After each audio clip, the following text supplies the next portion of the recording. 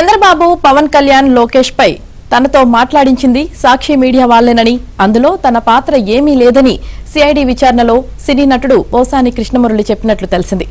గత వైసీపీ హయాంలో హైదరాబాద్ లో మీడియా సమావేశం ఏర్పాటు చేసి చంద్రబాబుపై పోసాని అనుచిత వ్యాఖ్యలు చేశారు.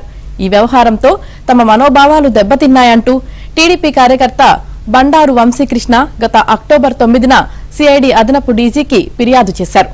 దీంతో గుంటూరు సిఐడి అధికారులు పోసానిపై కేసు నమోదు చేశారు. దీంతో ఈ నెల 12న కర్నూలు జిల్లా జైలులో రిమాండ్లో ఉన్న పోసానిని సిఐడి అధికారులు పీటీ వారెంట్పై గుంటూరు తీసుకువచ్చి కోర్టులో హాజరుపరచగా కోర్టు ఆయనకు రిమాండ్ విధించింది.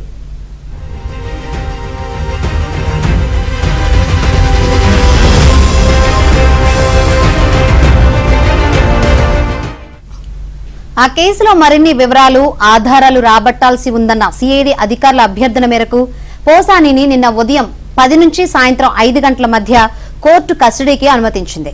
దీంతో ఉదయం 10 గంటలకు సిఐడి అధికారులు గుంటూరు జిల్లా జైలు నుంచి పోసానిని అదుపులోకి తీసుకున్నారు. తొలుత జీజీహెచ్లో వైద్య పరీక్షలు చేయించాక సిఐడి కార్యాలయానికి తరలించి డీఎస్పీ గోలి లక్ష్మయ్య ఆధ్వర్యంలో పోసానిని విచారించారు.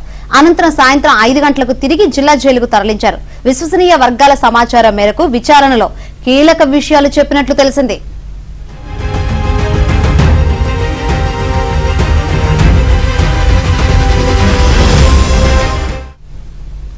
హైదరాబాద్ లో మీడియా సమావేశం ఏర్పాటు చేసి చంద్రబాబు ఇతర నేతలపై చేసిన వ్యాఖ్యలకు సంబంధించి మీ వద్ద ఉన్న ఆధారాలు ఏమిటి అని సిఐడి ప్రశ్నించగా, ఆ రోజు మాట్లాడిన దానికి తనకేమీ తెలియదని, సాక్షి మీడియా వాళ్లే మీడియా సమావేశం ఏర్పాటు చేశారని చెప్పినట్లు తెలిసింది.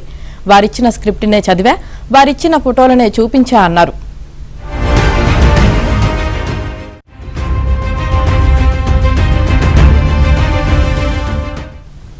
స్క్రిప్టు, ఫోటోలు ఇచ్చిన వారు ఎవరో తనకు గుర్తులేదని, వారు ఇచ్చిన దాన్ని నిర్ధారించుకోకుండా మాట్లాడినట్లు తెలిపారు. తాను ఎవరిని తిట్టలేదని, అది మార్ఫింగ్ వీడియో అని సిఐడికి పోసాని చెప్పుకొచ్చారు.